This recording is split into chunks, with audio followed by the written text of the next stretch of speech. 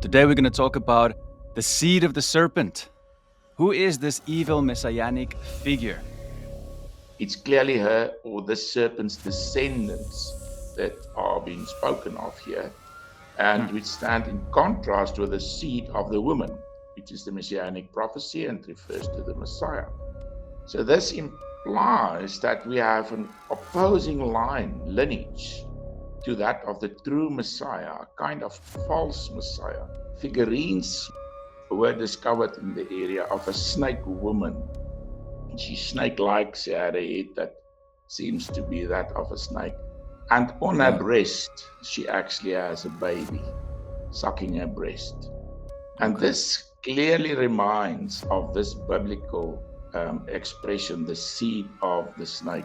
Both Enki and his consort, Ninhirsu, which was in later times his consort, both are described as snakes. The Ninhursag was the one that eventually gave birth as the great mother goddess. And 8 gods were then born. 8 gods were born on earth from this seed that fell on the ground. And even in the book of giants, found among the Dead Sea Scrolls, Gilgamesh is the name of one of the giants in this book. You started to talk about this messianic figure, this shining one.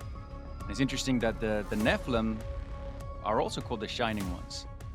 Exactly. So this messianic child is of particular importance to our story because remember, the seed that fell on the ground is the seed of this pair, which is depicted as snakes, Enki and Ninhursag. And they came from another world, a faraway land, which is called the original homeland of the gods. In the Egyptian tradition, these gods actually eventually gave birth to another god, the 9th god, and he was a messianic child. We can trace the messianic, the evil messianic line, this lineage of the Nephilim and Nephilim Messiah. What does it mean, this image of seed that fell on the ground, the God's seed that fell on the ground?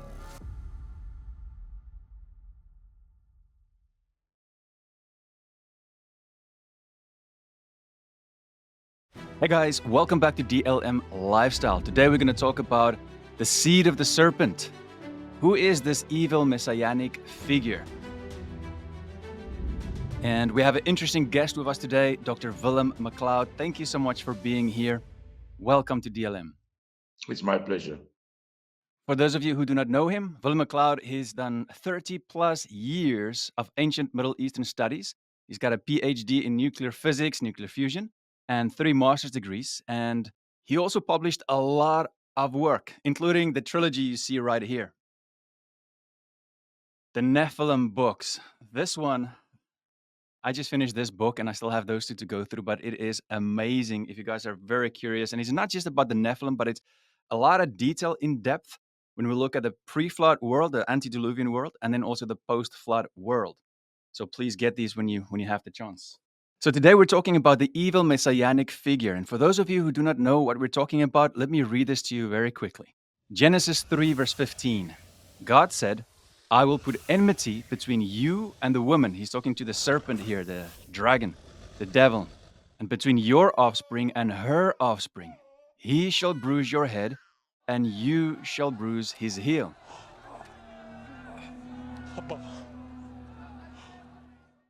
So, Dr. McLeod, who is this evil seed that God is talking about here? I've seen you've done a lot of research on this and you bring a very interesting perspective because you are a scholar. So, take it away. Yeah, so this is a fascinating passage. And so what we find here is a few things. The Lord curses the serpent, and then he says, I will put enmity between you and the woman. So it's between the serpent and the woman. So this enmity between these two, and then also their lineages, and between your seed, the seed of the serpent. That implies most likely that the serpent could also have been a woman, but nonetheless, it's clearly her or the serpent's descendants that are being spoken of here, and which stand in contrast with the seed of the woman, which is the messianic prophecy and refers to the Messiah. So this implies that we have an opposing lineage to that of the true Messiah, a kind of false Messiah, that one can actually understand this passage to imply. Yeah. Now, in my view, to understand this passage, we should first of all reckon with the fact that this is part of the preamble history in Genesis. This is the oldest, most preamble part of the Bible. And the preamble history, that's usually what we call Genesis 1 to 11. Yeah. Now, this is also the prehistory of the Abrahamic family. So this means if we want to understand these passages, we must go back and understand a little bit more about the world from which Abram and his family came. Right. Now, we read in the Bible that Abram came from the city of Ur in Sumer.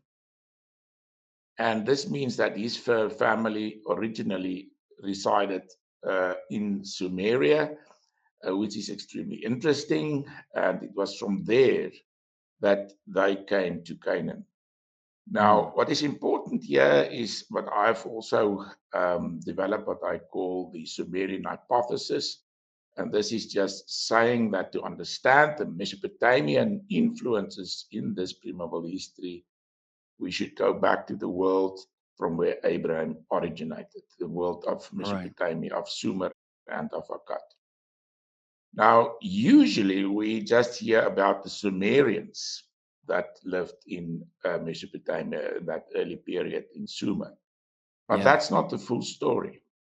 With the Sumerians, from the earliest of times, there was the Semites.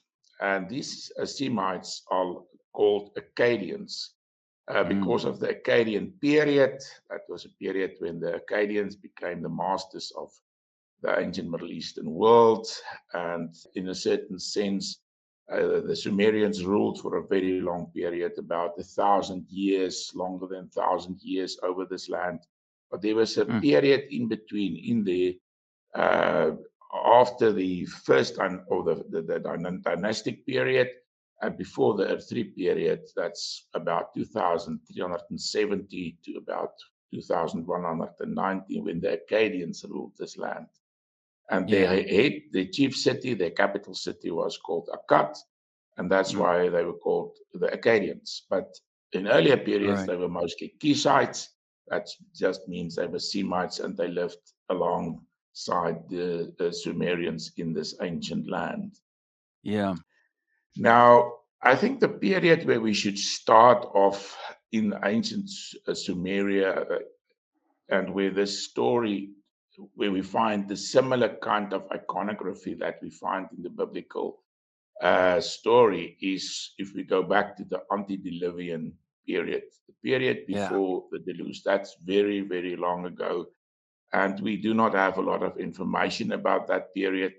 One should remember that in the earliest writings that we have, the first phonetic writing appeared in about 2900 BC in Uruk in Sumeria, and the earliest literary texts, date from about 2500 BC.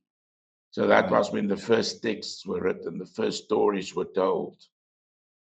And most of the Sumerian stories actually were told slightly later during the Sumerian Renaissance during the Earth-3 period. That's from about 2100 to about 2000 BC. That's slightly before the time of Abram. That was when these Mm. stories were first written down. So they were written down a Okay. long time after the time of the events themselves.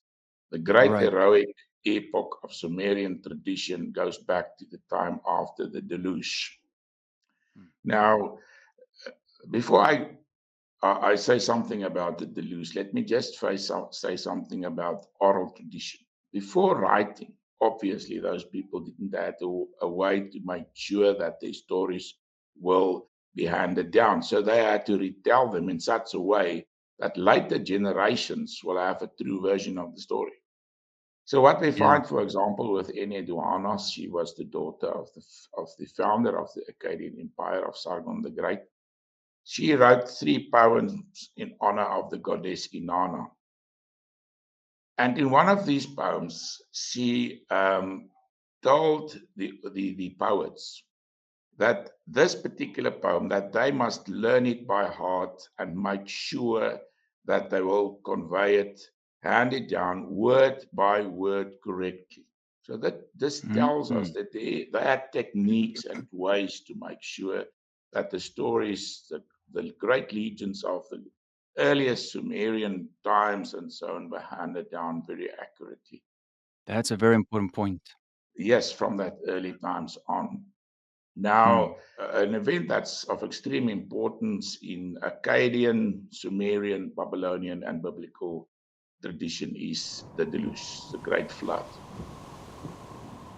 And in my opinion, historically speaking, the Great Flood should fit in Mesopotamian tradition between what we call the Ubaid period and the Uruk period. That's two periods when archaeologists, when they study the archaeological remains of a period. They'll usually call it after some site that they have discovered. It's typical of that period. So this earlier period before the deluge is called the Ubaid period. Period afterwards, the Uruk period. Now, so Woolley at the Okay. city of Ur, this very city where Abram came from, he Right. discovered a flood layer of between 2.7 and 3.7 meters. Hmm. And this was not only discovered at Uruk, but also at some other cities in Sumer and even as far away as Elam. So we do know there was a massive flood. And this Right. was not a flood where the river actually overran its banks. It was actually the sea that Yeah. overran the land. It was a massive Wow. flood. It was Right. so particular that we find it in all these traditions. So, in my way Yeah. of thinking, this is where the flood tradition fits in. So, Mm. what we now first going to start off is with the period before the deluge, the antediluvian period. And during this period, a city that was of particular importance, uh, also regarded as the oldest city in Sumer, was the city of Eridu. It was built towards the south, the southernmost area actually of Sumeria in the marshes. It was a beautiful fountain originally, and from that they Hmm. regarded it as a holy place. And slowly but steadily, a sacred sanctuary was built at the spot. So that's how Eridu came into being. Now, Iridu is Wow. very important because it was such an old place. And at this particular sanctuary, something very interesting happened. And that is that we find that the snake was very important in their way of thinking. Not only do we find in the literature that snakes are being referred to, for example, as the snake marshes. It was in the marshlands at that stage. Everything was where the Tigris and the Euphrates rivers ran into the Gulf, the Persian Gulf. It was not as today, many kilometers removed from that area. The Persian Gulf actually reached up to that area and Mm. into that area, and it was a marshland. Today, it's just a Right. desert area. There's no marshes. The flood changed it quite a bit. Yeah, everything changed through the years. But at that time, it was called the Snake Marshes. And at Right. Eridu, we do find large snakes made from clay that was Mm. found at various stages when archaeologists dug at this particular sanctuary. So the snake was clearly very important to them. What is more is that figurines were discovered in the area of a snake woman. She's snake like, she had a head that seems to be that of a snake. And on her Yeah. breast, she actually has a baby sucking her breast. And Okay. this clearly reminds of this biblical expression, the seed of the snake. And, because seed is the baby or the descendants. And in this case, we find that this woman is portrayed in this way. Now, we also find a similar description in the literature. For example, if we go to the sort of what is called the Kesh temple hymn, this is the oldest temple hymn that we have. Not Kish, but Kesh. Yeah, the Kesh temple. It dates from about 2500. And this is a very early stage. This temple was one of the earliest temples. It was, so there's a lot that we can say about it, but let's just stick to the point. And this Okay, is yeah. that the lady that was worshipped in this temple was Ninhursag. Nin just Huh. means lady, and Okay. Hursag means the Lord of the great mountain. And she was depicted as a snake. We read that she Hmm. kept in the deepest parts of the temple. We read she is like a great dragon. That's a serpent. She sits in Wow. its interior. So she's depicted as a serpent. What is more is that she is also depicted as the mother goddess, as the mother of the great heroes Hmm. venerated at this temple. And in later Mesopotamian tradition, she's described as having the lower body of a snake. If you, for example, read, it's a much lighter text, but in this text we read, she wears a veil, her breast is open, in her left arm she holds a babe sucking her breast. And then later on, it describes how she has the tail or the lower part of a serpent. Hmm. So it seems to me that Ningursag was very old and might have been venerated at Eridu as the serpent goddess. Now, with her was a god called Enki. This means the Lord of the land. Hmm. Enki was the god of Eridu, and he's also Okay. described as a serpent. He's described as a serpent Uh, that kept in the deep at this sanctuary. So what we hmm. have here is not only that this the serpent symbolism was of extreme importance, but that both Enki and his consort Ninhirsu, which was in later times his consort, both are described as snakes. What is more, Hmm. and this is very very interesting, is that there's a very ancient tale that Enki actually that his seed fell on the ground Hmm. and that he ate the seed. He wasn't able to. He then became pregnant with these with the seed. He wasn't able to give birth to them, and then Hursag was the one that eventually gave birth as the great mother goddess. And 8 gods were then born. 8 gods were born on earth from Hmm. this seed that fell on the ground. Now, the idea of seed that had fallen on the ground, we do find it all over the ancient world, also in Egypt. There's a Right. very old tradition going back to the late pre-dynastic period, which tells very much the same story. The earth god's seed fell on the ground, and 8 gods were born from his seed. Hmm. And this period is also the period of the Uruk expansion. Towards the end of the Uruk period, when Uruk influences were found all over the Middle Eastern world as far as Egypt. So it's most Hmm. likely that it was during that time that these influences actually entered Egyptian tradition. In Egyptian tradition, it's said that these gods, the gods of that tradition, goes back to the time before the first Egyptian temples were built, and they came from another world, a faraway land, which is called the original homeland of the gods. Oh, And that's in this story, interesting. the story has actually 2 parts. There's a part that relates to the time before the deluge. A deluge overran this world, and how after the deluge they reconstructed the land, and eventually how they came to Egypt. Now, the reconstruction of the land, that period and its description is exactly in correspondence with what we find in Mesopotamia with regard to the Uruk period.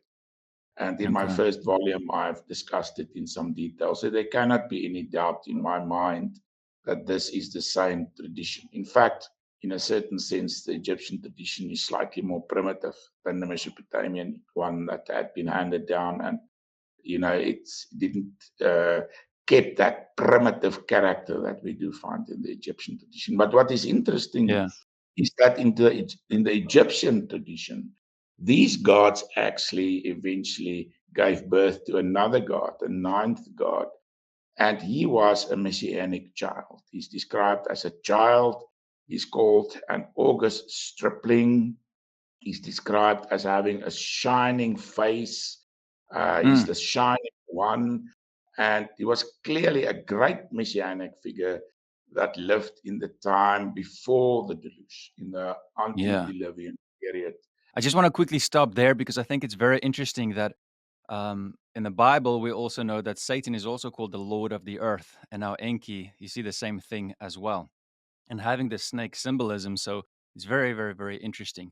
But you started to talk about this messianic figure, this ninth child that looked like a shining one, and it's interesting that the Nephilim are also called the shining ones. Exactly, exactly. So this messianic child is of particular importance to our story. Because remember, the seed that fell on the ground is the seed of this pair, which is Yeah. depicted as snakes, Enki and Nenusach. So clearly, from that perspective, it is the seed of the snake. And also, especially because of the definite messianic undertones that we find. Now, at this point, we should actually bring something else into the discussion. And this is, what does it mean, this image of seed that fell on the ground, the God's seed that fell on the ground? We find something very similar in the book of Revelation. Now, obviously, these Sumerian stories are very crude, but in the case of the biblical tradition, much later in the book of Revelation, which is a much later tradition, but it's clearly the same tradition that we find here in the Bible.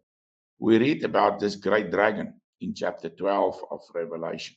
And then we read that he, with his tail, he drew a third of the stars of heaven and threw them on the earth, on the ground. So in the one Mm, case, we have the seed that fell on the ground, but in this case, we have the stars that fell on the ground. It's the same motive. So right. so from ancient times, this motive, this image refers to the fallen gods. It refers from a current perspective. We would call that the fallen angels, rebellious angels, and these gods born on earth would then be the descendants of those angels. So in Genesis 6, we find reference to something very similar. In this case, we read about the fallen ones, which is called the Nephilim. I'll just quote the verse. The Nephilim were on the earth in those days, and also afterwards, that's after the deluge, before and after the deluge, when the sons of God Right. came into the daughters of men and they bore children to them. Those were the mighty men who were of old, men of renown.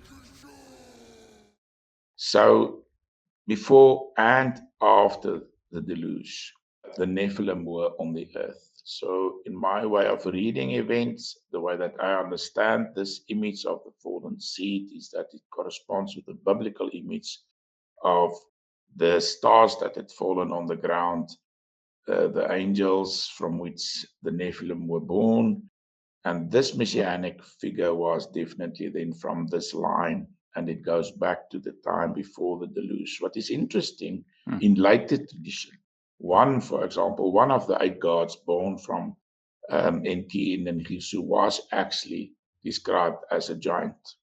So we have a definite, this is all very old traditions from ancient Mesopotamia. So we have a yeah. tradition about giants living in the time before the deluge, and especially also a messianic figure from this time, this shining one living during that period. In Egyptian tradition, the shining was later remembered as the sun god. He was Mm, identified with the sun god, but originally he was just described as having a shining face and as being regarded as divine. So, what is important about this antediluvian period in Mesopotamian tradition is not only the city of Eridu in the south. mm, Mesopotamia, the southern part of Mesopotamia, as I've already mentioned, consisted of Sumerians living there, but also Semites. And the Semites lived slightly further to the north in the city of Kish. right. And the earliest king of Kish was Etana. Now, Etana was regarded in Mesopotamian tradition not only as the first king of Kish, he was also regarded as the first king of all Mesopotamia. Mm. There was no king Yeah. before him. We read Right. that kingship was before the throne of An, the great god An. And An then decided that kingship was awarded to Etana, this king of Kish. Now, what is interesting about Etana is this name means he that went to God Hmm. or to heaven. Now, An, the name An, the Sumerian name for God, this God was actually the father of the gods. And his name means the supreme one, the one that's above Mm. all others. It also means heaven. And he corresponds closely with the biblical, the god El. El in the biblical and Semitic tradition from the earliest Right. of times. So, Yeah. because we have good reason to think that the Kishites, early Kishites, and Etana also were Semites, we can understand this as a reference to the god El, which was later Right. taken as an equivalent or given the name An by the Sumerians. Right. Just very quickly sorry to interrupt. Just very quickly for the new Christians, El might make sense when you say El Elyon in the Bible. You should read the God Most High. And then, of course, the Shemites coming from, Adam, from Seth's line, and then through to Noah, and then his children, Shem, the Semites. Yeah, 100%. Yeah, so El just means, in the Bible, it's just translated as God. We find this name quite often in especially the book of Genesis. So it just means God. So An is the equivalent Sumerian name. And so Etana is very interesting because he corresponds with the biblical figure of Enoch. In Right. fact, we even find in the earliest Sumerian king list, the one that's not the one that one usually hear about, but an earlier one that has recently been discovered going back to Akkadian times. He is listed as the seventh person from the beginning of the list, in the Wow. same way that Enoch was also regarded as the seventh after Adam. Right. So there are many correspondences, and we have every reason to believe that Etana is actually just equivalent from ancient Mesopotamian tradition, whereas he was remembered in biblical tradition as Enoch. In the Right. extra biblical tradition in Mesopotamia, he was regarded or remembered as Etana. Now, what we find in the biblical narrative is this conflict between God and the snake. The snake opposes God, he comes to Eve, and so forth. And this is also what later on plays out in this conflict between the seed of the snake and the seed of the woman, the messianic line from which Jesus was later on born. So we Hmm. find the same conflict in ancient Mesopotamian tradition going back to the antediluvian period. In my view, and the way that I understand it, Tana, he lived before the deluge. I discussed that in detail in the first volume of my trilogy. I can't go into that now. But what we find in the story, the epic of Etana, is that there was a conflict between the eagle and the snake. Whereas the eagle was closely connected with Etana, Mm. the snake was closely linked to, as I've already said, Iridu and Enki Right. and Nanirsu. So what we find is there was a conflict between the Semites in the north and the Sumerians in the south. Hmm. And there's a story about the large tree and the eagle held in the top of the tree and the snake at the bottom of. And at one point, the snake was away, so the eagle came and caught one of the little ones of the snake. The snake was very angry, went to the sun god Utu, and the sun god Utu suggested, he was also the god of justice, and he suggested that the snake killed a wild bull and that he waited for the eagle in this carcass, which he Hmm. did. He caught the eagle, broke its heel, and kept it under the tree in what is called the place of death. But then Itana, he didn't have a child, so he went to Utu, and the sun god told him about the eagle. And then he freed the eagle, which then became his symbol. The eagle then also took him to the throne of God. But which may in this case be a very early image of the Spirit of God that took Itana to our Enoch to heaven. Right. But anyhow, so what we find is the same conflict that we read about in the Bible, but it's now depicted as a conflict between the eagle and the snake. Now, in Yeah. biblical tradition, the eagle actually survived in the form of the cherubs.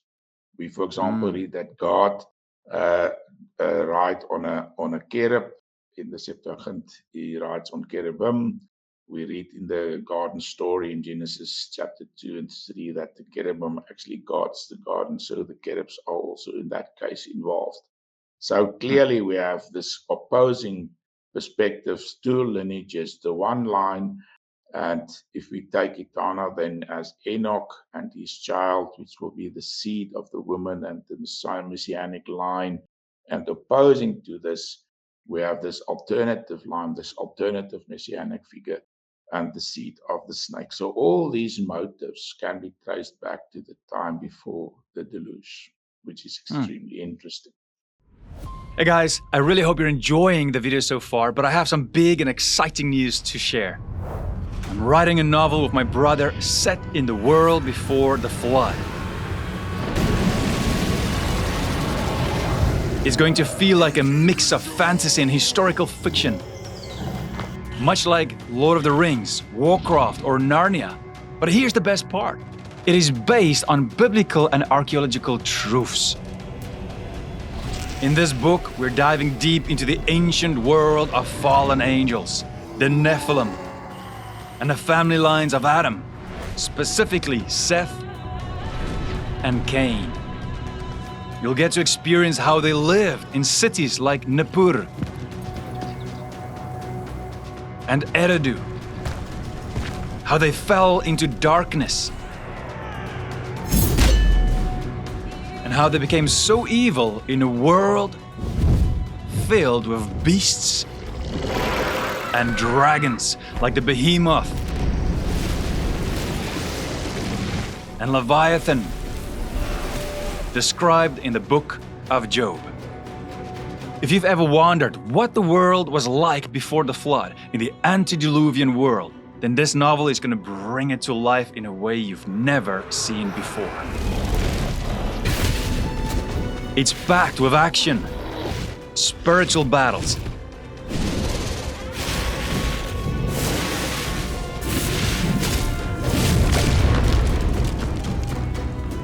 and deep insights into humanity's early struggles. It answers the biggest questions of humanity. Why are we here? What is the meaning of life? And where are we going when we die? And here's the exciting part. I'm giving you, all my amazing subscribers, exclusive access to the first 4 chapters of the novel for free. Just click the link in the video description, enter your name, email, and we'll send it to you. Now, if you're watching this video much later, this book might already be out. And then you can just grab it at any of our websites at DLM Christian Lifestyle or Ruach Entertainment. Now, this book is perfect for unbelievers and even for those on the fence when it comes to their faith, because it's a gripping story that pulls you in, and before you know it, you will see how it aligns with the truth in God's Word, the Bible. Now, thank you for sticking with me. Let's get back to the message of today. Then in the time afterwards, after the post-deluge period is also, post-diluvian period is also extremely interesting. But at that point, we have a lot more information. And the dynasty that is of particular importance in ancient Mesopotamia, ruling Sumer at that stage, is the house of Uruk. After the deluge, the house of Uruk ruled. And what was particular about this house is they were regarded as of divine descent. They were descendants of the gods, Hmm. and they were regarded as more particularly descendants of the sun god. Now, if we take this reference to the sun god and read it in terms of what I've said earlier about the messianic child that was later on venerated as the sun god, then it's quite likely that this actually refers to the shining one originally, which was only in later tradition recast as the sun god, and that they were actually descendants of this messianic line, of this shining one, this Messiah of of the um, of the antediluvian period. The great figures of that period includes people like Meshkiach Kasher. And what is interesting about him is that the name Kash appears in his name. He came and settled after the deluge in the area of where Uruk was later built. And some scholars are for the opinion, myself included, that he's actually just nobody else than the biblical figure of Kish. Kish, Mm. in this case, referring to the son of Ham and the grandson of Noah. So he's this. This is two traditions about the same family ruling Sumeria during this period after the deluge. And then Yeah. he had a son in Merkar. He was the, according to the Sumerian king list, the well-known list, he was the builder of Uruk. He was also the one that rebuilt the sanctuary at Eridu, and he was also the one that first discovered writing and many other things. He first produced a surplus of grain, and he was basically a very important figure in Sumerian tradition. But Yeah. again, being the son of Meshkiach Kasher, he is also regarded by some scholars as being this corresponding figure to the biblical Nimrod. Right. Um, Right. yeah, So so it's Noah, Ham, Cush, Nimrod. Right. That's that's where we are. correct. Yeah. So Kish and Nimrod, these two figures, we can identify them with certain figures from Mesopotamian, more specifically Sumerian tradition, the early rulers in Mesopotamia. Let me first say this, the consonants in his name, NMR, is also the consonants in the name of Nimrod. So the root of both names are also the same, and this is one reason, except Okay. for other things, for example, the war. He was the first to become involved in a great war, sending his soldiers towards the north to the land of Arata. This family, actually, according to Sumerian tradition, originated from the land of Arata in the north beyond the Zagros Mountains, which is just the early name for what was later, which is later called in the Bible Ararat or Right. Urartu in extra biblical tradition. This family originated from that area in the same way that the biblical tradition tells about this family coming down and settling in the valleys and in the plain of Sinjar, which is Wow. nothing else than the Sumeria where they settled. So the Right. stories, the biblical story agrees with the story that we find in the Sumerian king list. And what is Hmm. interesting about Enmerkar, not only did he rebuild, was a great builder, but he also is depicted, or the symbol that's especially closely associated with him is again the snake, the serpent. Oh, okay. And so he was closely connected with the serpent. But what is Yeah. interesting about Meshkiach Kasher is that, according to the king list, he was both a king and a priest. The word for king is Lugal. Lu is the word for a man. Gal is great, so it's a great man. It's the king. Yeah.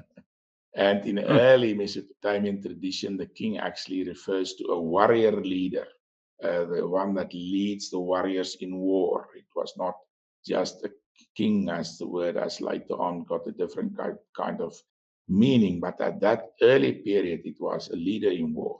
That was the king. Yeah.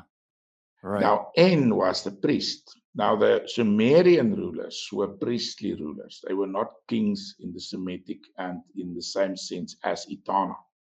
So when we Okay. find that in that Meshkiach claims to be a priest and a king, which is the earliest that we find this kind of talk of a priest king, clearly Yeah. he incorporated some Semitic motives and aspects from the Kish tradition, Kish, the city of Kish tradition, where the Semites held, where Etana ruled, where he was the first king in his lineage. After in Merkar, the next king is called Lugalbanda. Here where he was in Merkar is En Lord in Merkar, and Lugalbanda is Lugal Banda. Banda means little, so he's the little king. And he Hmm. was a great shamanistic figure. But what is interesting is that he is associated with the eagle. Okay. So this shows us that this family has taken over some aspects and some symbolism from the Semites. But Right. now the eagle became, whereas it was previously associated with kingship and the descent of the king of Etana, and this the seat of Etana. In this case, it became associated with shamanism. So what we Okay. have are these two figures in Merkar and Meshkiach Kasher, and Lugalbanda. And the next figure of great importance in this house is Gilgamesh. Gilgamesh was Okay. regarded as the son of Lugalbanda, and Lugalbanda, most likely from the sacred marriage ritual, he fathered Gilgamesh. So, Hmm. and this lady, this girl that he fathered with, might have been the daughter of Enmerkar, which would be Nimrod, and from the snake line. So this is where the snake and the eagle came together in the person of Gilgamesh. He was regarded as a Hmm. messianic figure. In a certain sense, according to tradition, he was the ninth child of Lugalbanda and Ninsun, as his wife is called, in the same way that the earlier messianic figure was also the ninth one. The ninth, he was called the ninth god on earth. Gilgamesh was also regarded as shining in one of his epics. He's described as having this brilliance, this divine face, shining face, and he was regarded also not as fully divine, but as two-thirds a god. How they work. I wonder how they worked that out. Yeah, that's quite a question, but he was two-thirds a god. And Okay. again, Gilgamesh corresponds closely with the biblical description of the Nephilim. Hmm. So Makes sense. during this period, in my view, um, um, Eridu was none other than the place called in the biblical tradition Babel, where the Tower of Babel was located. And so when we read that during that time in the Bible in Genesis chapter 11, we read that they built a city and the tower. In my view, it refers to Uruk that was built. It is also called Erech in the Bible. Right. And then Babel, the tower at Babel. At that time, towards the end of the Uruk, they built a large temple platform at that sanctuary, and it was, as I've said, the oldest sanctuary, very important. And I don't want to go into much detail about the reasons why, and not only me, other scholars also associate Eridu with Bible, but I can mention one thing, and this is the Okay. name. Now, Eridu was called Nun-Ki, Nun meaning deep, and Ki is just place, the place called the Okay. deep. And in later times, Babylon actually inherited this name from Eridu. And Okay. a scholar, an author like Berosus, the Babylonian writer Berosus, he actually refers to Eridu as Bible. Hmm. So, in my way of understanding, a biblical author, or most likely an editor, also um, uh, Knew understood this fact. Ninki as Bible, and that's the Right. reason why we read about the Tower of Babel, which in actual fact it was the tower or the high platform at Eridu that's spoken of. Bible didn't exist in this early period, shortly after the deluge. Yeah. So it was during this period again that we find that the gods were born on earth. There's a lot to say about that. We don't have the time. But of particular importance is then Gilgamesh that was born and Right. was regarded. He was born from the sacred marriage. In fact, according to the latest Sumerian king list, his father is called the Lilu Daimon. It's a spirit Hmm. called Lilu. And Okay. in later Babylonian tradition, this particular person is called an invisible man. So clearly, Wow. they understood that his father was a kind of very powerful spirit. But Right. then we read he was the priest, the high priest of Kulak, of Ur. Huh. And that can only be Lugalbanda. And the other tradition, it was Lugalbanda that was his father. So perhaps that spirit possessed Lugalbanda, which was a great shaman during this sacred marriage ritual, and then fathered Gilgamesh. Gilgamesh was not Right. only fathered in this way, he's also regarded as a giant, and he's described as a giant of 7 cubits Hmm. in Okay. Sumerian tradition. That's more than 3 meters high. Yeah, it's big. So, in every way, and as what is especially interesting, that verse that we've read in Genesis 6, verse 4 about the Nephilim, we read that the Nephilim were the mighty men of old, men of renown. Now, renown just means of great reputation, of fame. And in my way of seeing things, this most likely refers to Gilgamesh, the great man, warrior, the man of fame, so famous in ancient times, which was also the great hero of the Gilgamesh epic. And even in the book of giants, found among the Dead Sea Scrolls, Gilgamesh is the name of one of the giants in this book. Yeah. So there's only one other figure described in this book that we can sort of find the name, but he is more difficult. The name in that case is Hobabish. We're not sure who that is, but probably Humbaba, which also figures in the story of Gilgamesh. So what we Okay. find is that Gilgamesh is little doubt in my mind that he's the archetype of the Nephilim and that he was from that seed of the serpent. And we've now traced this lineage of the serpent from the pre-deluge period, the antediluvian period, to through the house of Uruk to Gilgamesh. And we can actually trace it even further down to later times, for example, during the Akkadian period. Now, Hmm. something strange happened at the city of Kish. At some point, this house of Kish also started incorporating some of the Urukite ideas. We know that Gilgamesh at some point, actually, as a young man, lived at Kish. And so the sacred marriage ritual was also practiced at Kish. Sorry, can I just ask there very very quick? So you say the sacred marriage ritual, just for people to understand what that means. So from my understanding, it's that at the top of the temple, and there's this ritual where you have, let's just say it as it is, you have sex, and then you get the messianic figure from that, and it's at the top. It's called Hiras Gamos, right?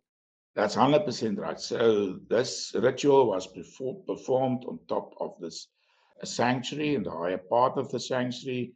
Much later, Herodotus says that in the time of the ziggurat, a girl was set apart for the god high up in the ziggurat. So it's a Okay. similar idea that we find from the earliest of times in ancient Sumeria. So this god, this is what I'm saying, this god seems to have possessed this high priest in the ritual, the sexual intercourse with the high priestess, and from that intercourse was fathered this child, then that was regarded as a god, or Hmm. as a very particular, in the case of Gilgamesh, as two-thirds a god. Now, in the Akkadian period, which is later on, that's about 500 or so years later, Sargon the Great of Agad, the founder of the Akkadian Empire, was also regarded as having been born from the sacred marriage ritual. Hmm. And in this case, his grandson Now, let me say, Sargon was regarded as the greatest of all kings in Mesopotamia. He was the ideal king. In later times, throughout the history of Mesopotamia, Sargon was regarded as the ideal king. But his Okay. grandson, Naram-Sin, was an even greater figure. He was actually, during his own lifetime, worshipped as a god, as a great god, one of the great gods of Mesopotamia, together with Uh, Utu and the other gods. mm, And a temple was built for him, and a priestly order was set aside for the worship of Naram-Sin during his own lifetime. wow.